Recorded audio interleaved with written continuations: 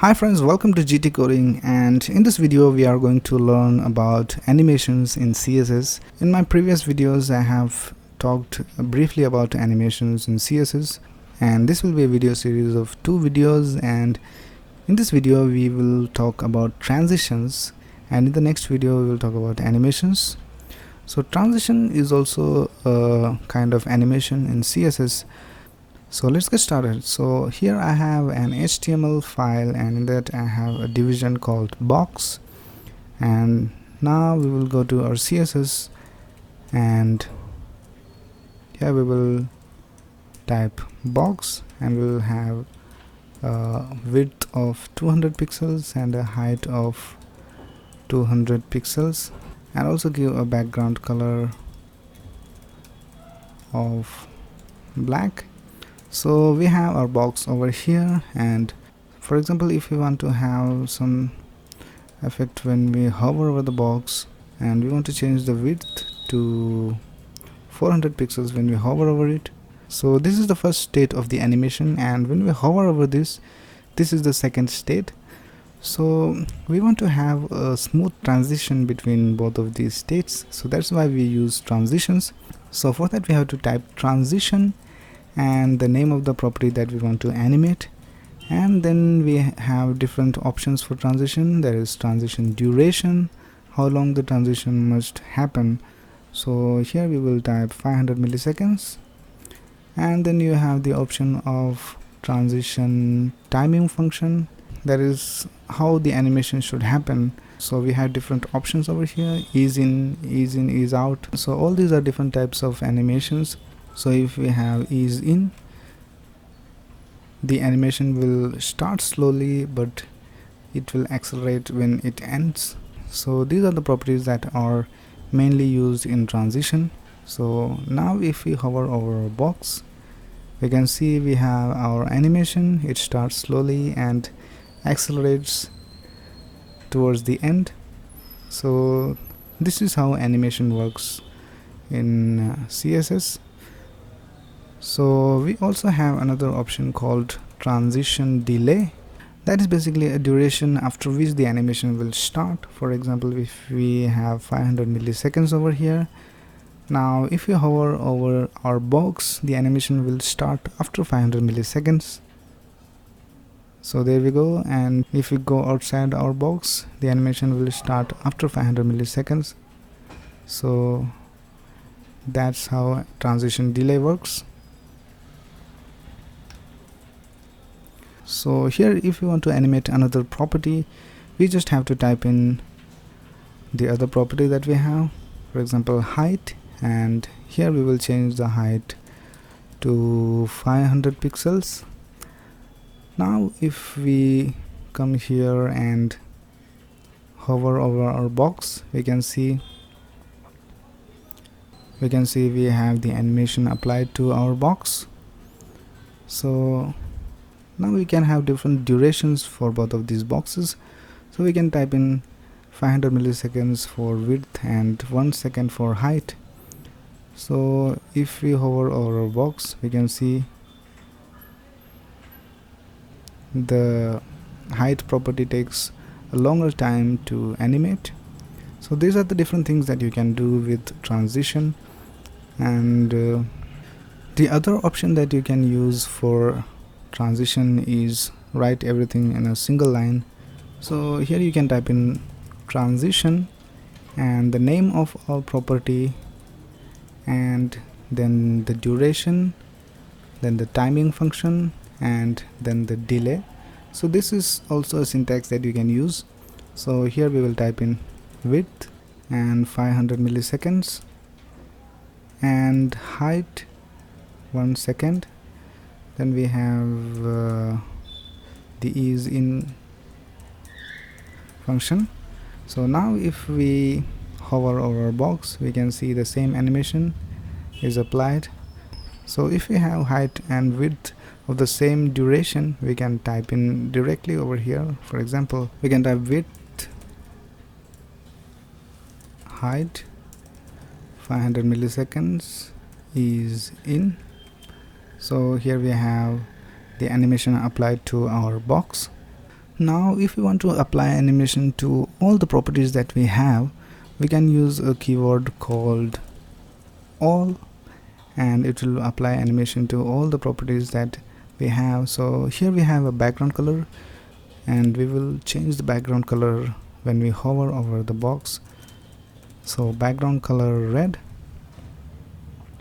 Now when we hover over our box, we can see all the properties that we have for our box is being animated. Now there are different properties that cannot be animated. For example, the display property, if we had display box over here and display inline over here, we cannot animate that. So there are properties that can be animated and there are properties that cannot be animated. So you have to keep all these things in mind. Okay, now we will take a look at some of the examples that I have for this video, and we will look at different approaches that you can have for transition property in CSS and how you can use them to improve your website. So let's get started. So this is what we are going to design in this video. These are the examples that I have for you. In the first example, we can see we have the transition of background color, and when we hover over this, we also have a box shadow. And in the next example, we can see we have this sliding effect. When we hover over this, we have this colorful Facebook logo. And in the next example, we have a text sliding in from below, and we also have a background change. And in the next example, we have this rotation effect, and also the square changes into a circle. And in the last example, we have a pop-up which says follow us. So these are all the things that we are going to design to understand transitions better. So let's get started. So the first thing that we will do is create a division with the class name of box. In that we will type in hi everyone. So there we have our box. Now we will go ahead and style this box. So first of all, we will style everything, and we will change the background color to pink, and also the margin to 0 auto, which means everything will be aligned to the center. Okay, now we will style our box. We will set the width to 200 pixels and the height to 150 pixels. Then we will set the padding to 10 pixels and background color to dark orange, and then set the color of the text to yellow. Set the font family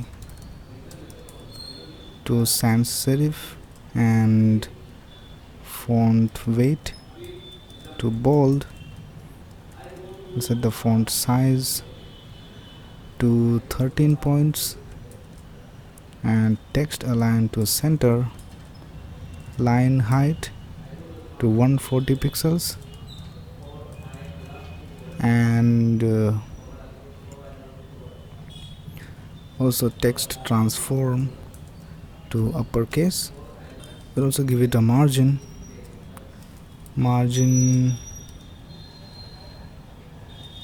top of 20 pixels and margin bottom of 20 pixels. So we have our box over here, and the things that we want to transition are the background color and the box shadow. The box shadow is not in our default state, so we don't have to write it over here. We will write it in the hover. So here we will type in transition background color box shadow 500 milliseconds is in. So now we will style the hover part. Here we just have to change the background color to dark red and set a box shadow of 0 pixels, 0 pixels, 10 pixels and 5 pixels with a white color.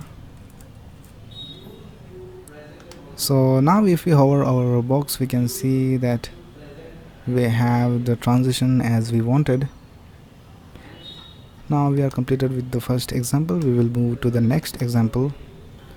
So for the next example, we will create a division with a class name of Facebook. Before that, let me just show you what I have in my images folder. So this is the images folder in my project, and I have an image like this where we have two different parts. One is a Facebook logo with a color and another is a Facebook logo without the color. So we are going to switch both these parts. So when we hover over our icon, we are going to switch our button to have this part only, and when we don't hover over our button, we are going to display this part. So let's go to our CSS. Here we will type in Facebook and we will set a width of 70 pixels and a height of 70 pixels, and for the background we will select our image. So we will type in URL imgfb.png. that is the image that we have. We will set the background size to 70 pixels because that's the size of our division.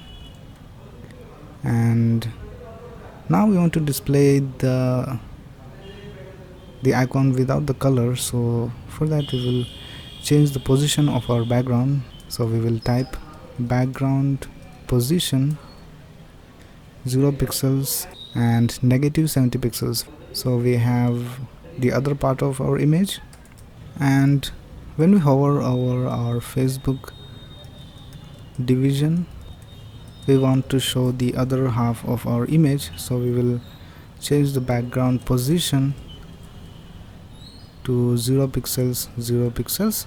So here we can see when we hover over our icon, we can see we display the other part of our image. And we also want to have a sliding animation. So for that we will type in transition background position, and we want to have a duration of 200 milliseconds and ease in out. So now if we check our Facebook button, we can see we have this sliding animation. So this is also used in most of the websites nowadays. So now the next thing that we'll do is create another division, and we will name it custom button, and in that we will have another division with a class name of text, and here we will have some awesome text. So in our CSS we will type in custom button, and here we will have a margin top of 20 pixels, and we will give it a width of 320 pixels and a height of 100 pixels. Background color to crimson. Position relative, because we want to position the text division relative to this division, so we have to set the position to relative. And then we will set the margin bottom to 20 pixels. Now we will style the text division, so we will set the position to absolute, and then we will set the top to 100 pixels, which means it will go 100 pixels down from top, and we will have a padding of 18 pixels and the color of the text to light blue. and font size to 18 points, and set the font family to Verdana, and then set the font weight to bold, and we want to transition the top, so we will type in transition top 300 milliseconds. So we also want to transition the background color of this division, so we will type in transition background color 300 milliseconds. So now here we have to type in the hover part, so we will type in custom button hover and set the background color to black. So we have the background color changing. Now set the position of the text, so custom button hover text, so this will affect the text division top to 20 pixels. So here we have our text sliding in from below, so we want to get rid of our background color in the text, so here we will type in background color transparent. So here we have our text sliding in from below. Now when our text is below our division or outside the custom button division, we don't want it to be shown, so for that we will type in overflow hidden, so that will hide everything that is outside our division and it will only display everything that comes inside the division. So we have this cool effect over here. Okay, so now we will design another button. So for that we will go to our HTML and here we will type in division and we will name it custom button 2, and then go to our CSS. Here we will style our custom button 2. Here we will give it a width of 100 pixels and a height of 100 pixels. Background color to dark magenta and margin bottom to 70 pixels, because we have a different kind of division below with the pop-up, so we need more space below. And now we will style the hover part, so we will type in custom button 2 hover, and here we will type transform. So transform is a property in CSS where you can do some amazing stuff. Here we can see we have different options of rotation in 3D, rotating on the x-axis, on the y-axis, scaling and skew, translate, all these things. We can try them out. So here we will use rotate, and here we can type the degree of the rotation that we want, so we'll type in 90 degree. So we cannot see the difference over here because we have, when we rotate it in 90 degrees, we can't see the difference because it is a square. We also have another property that we want, that is border radius. So we will set the border radius to 50%. That means it will become a complete circle. So we will add a transition. So for this division we will add a transition of all, because we want to animate everything that we have set in our hover. So we will type in all and set the duration to 400 milliseconds. So now if we hover over our button, we can see that we have this animation where it rotates 90 degrees, and then we also have this border radius changing, so it becomes a circle. We can also increase or decrease the rotation. So here we can see a different kind of effect. So there are many different things that you can experiment with these transitions, and you can create your own different transitions that you want. So now we will design our last example that we have, which is a pop-up division. So here we will type in division and we will name it custom button 3, and in that we will have a text called GT coding, and here we will also have another division called pop-up, and in that we will have a text called follow us. Now we will type in custom button 3 and set the width to 100 pixels and the height to 50 pixels, background color to forest green, and position relative, text align to center, and line height to 3, color to aquamarine, font family Arial, font weight 600, and we will have a transition of background color, transition background color with a duration of 300 milliseconds. Now we'll style the pop-up division that is inside our custom button 3. So we will type pop-up,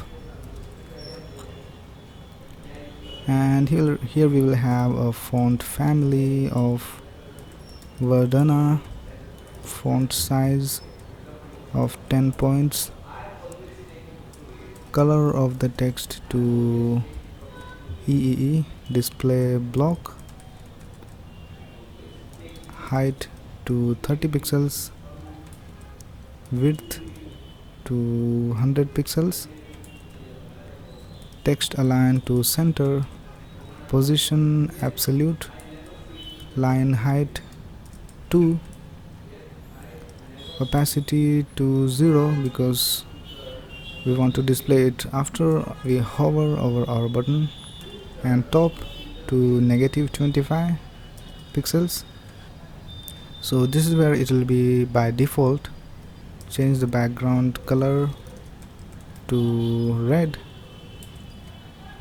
border radius